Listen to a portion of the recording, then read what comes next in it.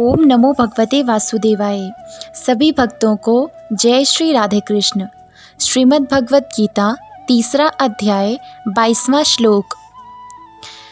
इस प्रकार श्रेष्ठ महापुरुषों के आचरणों को लोक संग्रह में हेतु बतलाकर अब भगवान 3 श्लोकों में अपना उदाहरण देकर वर्णाश्रम के अनुसार विहित कर्मों के करने की आवश्यक कर्तव्यता का प्रतिपादन करते हैं।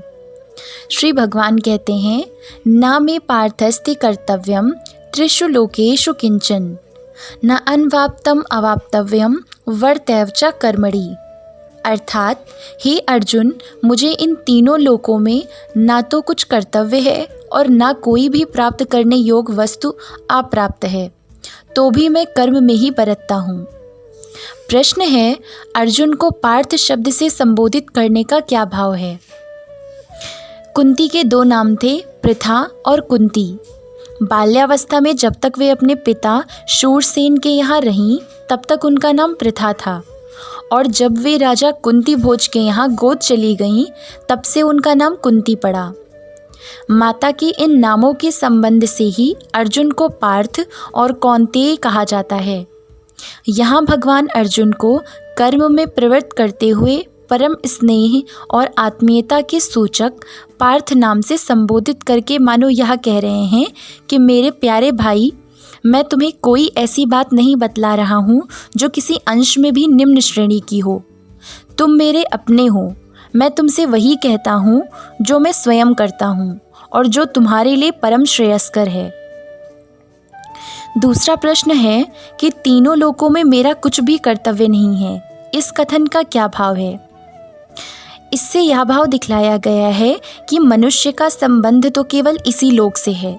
अतः धर्म, अर्थ, काम और मोक्ष, इन 4 पुरुषार्थों की सिद्धि के लिए उसके कर्तव्य का विधान इस लोक में होता है।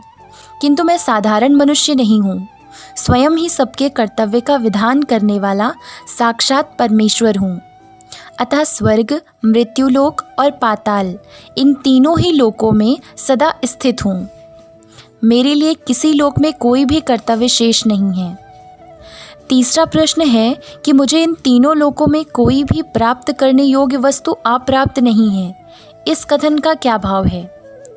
इस कथन से भगवान ने यह भाव दिखलाया है कि इस लोक की तो बात ही क्या है, तीनों लोकों में कहीं भी ऐसी कोई प्राप्त करने योग्य वस्तु नहीं है जो मुझे प्राप्त ना हो, क्योंकि मैं सर्वेश्वर, पूर्ण काम और सबकी रचना करने वाला हूँ।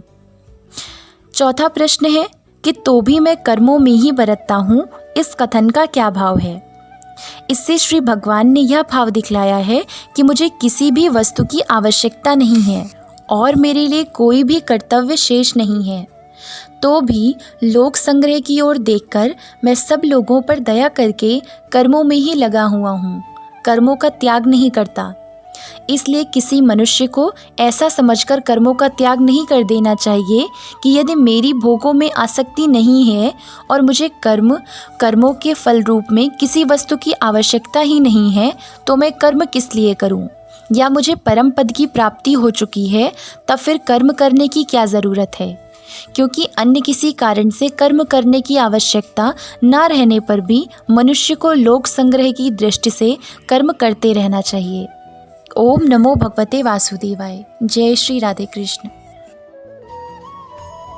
Like and subscribe the Kanha's Introvert Yogini and stay tuned for the next videos. Jai Shri Radhe Krishna.